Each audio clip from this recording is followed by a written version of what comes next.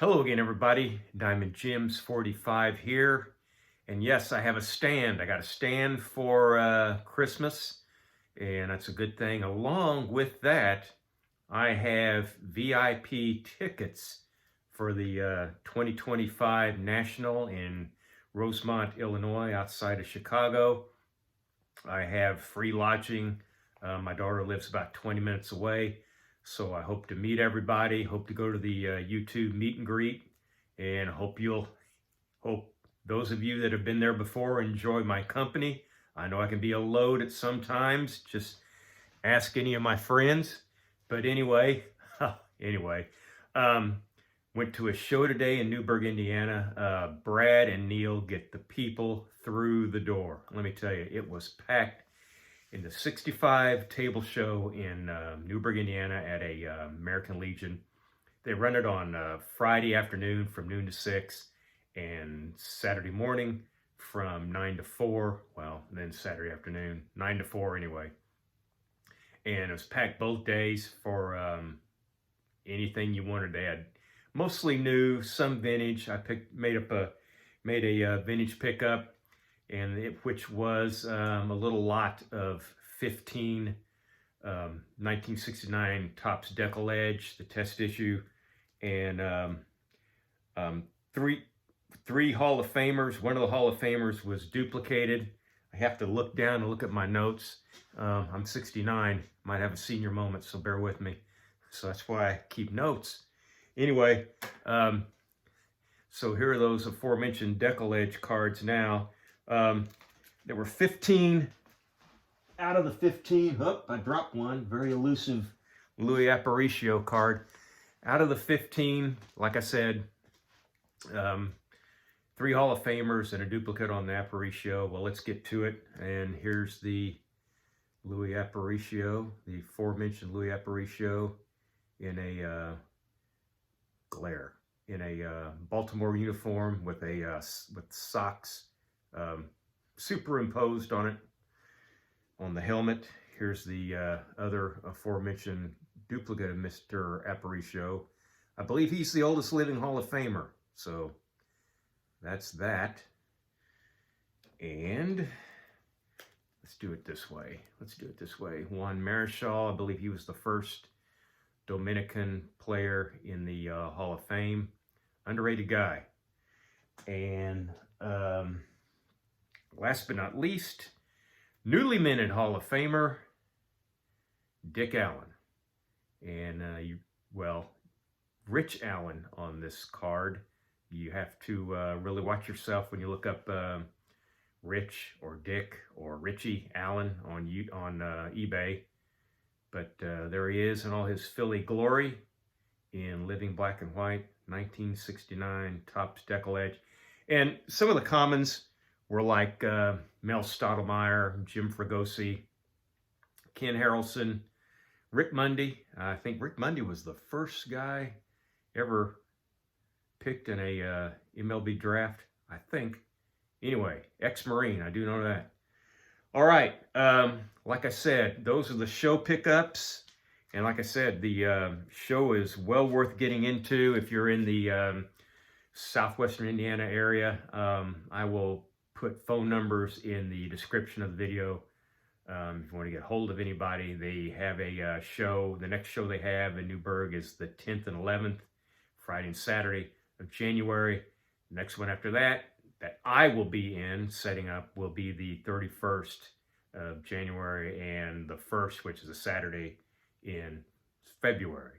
So anyway, that's that. Now on to my top 10 list.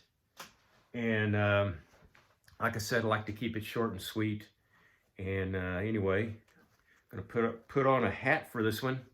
And look at, there's my hat. 7 3/4. That's got the head like a canned ham.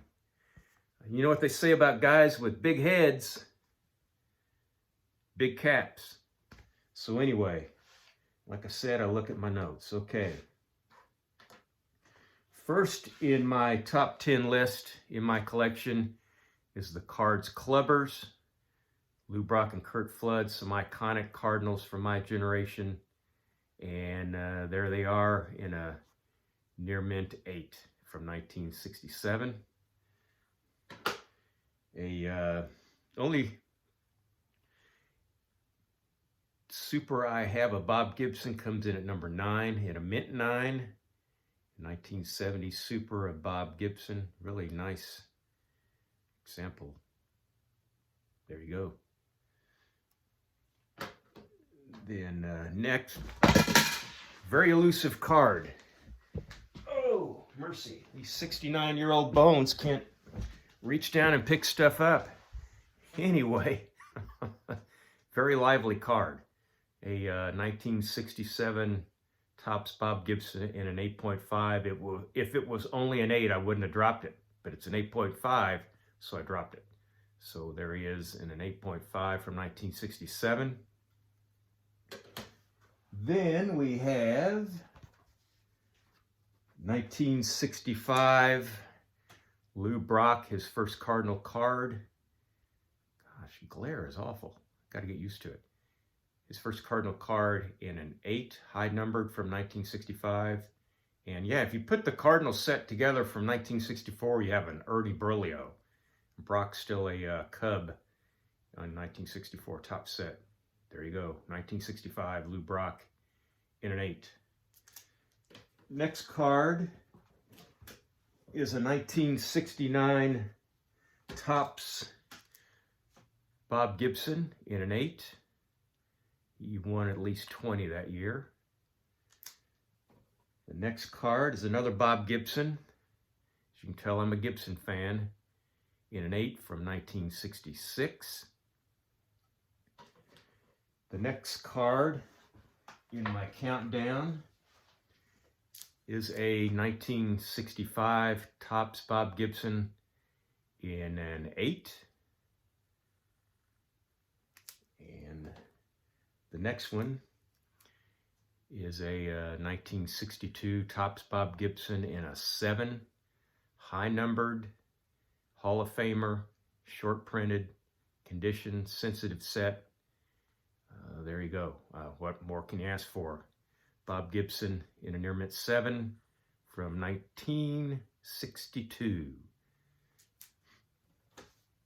And then the last two in the countdown. Number 2 is Old Irish. Number 605.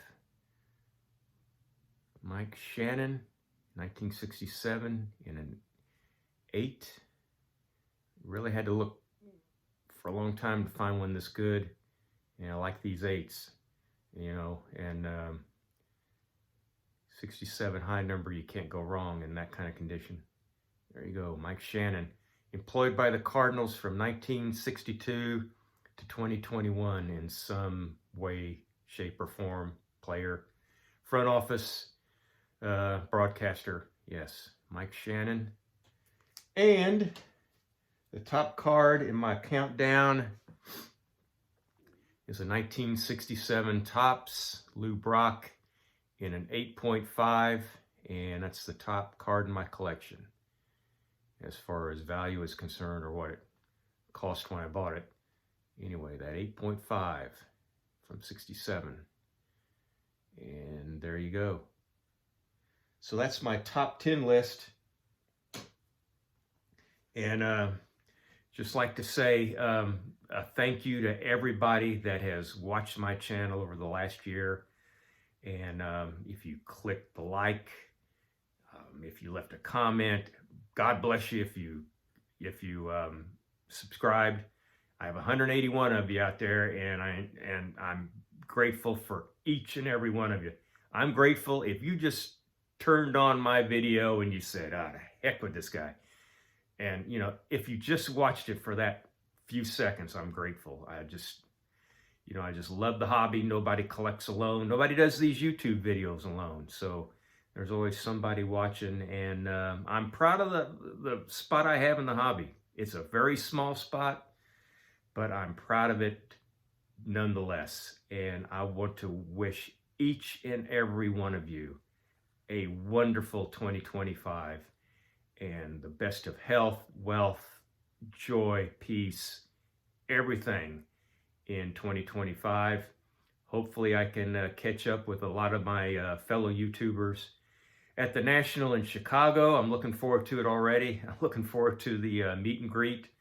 And hopefully I still have at least 181 subscribers after the meet and greet. So you never know. But probably will. I'm a pretty good guy. Anyway, once again, thank you so much for enjoying my channel in 2024. Hope you enjoyed in 2025. And as always, so long for just a while.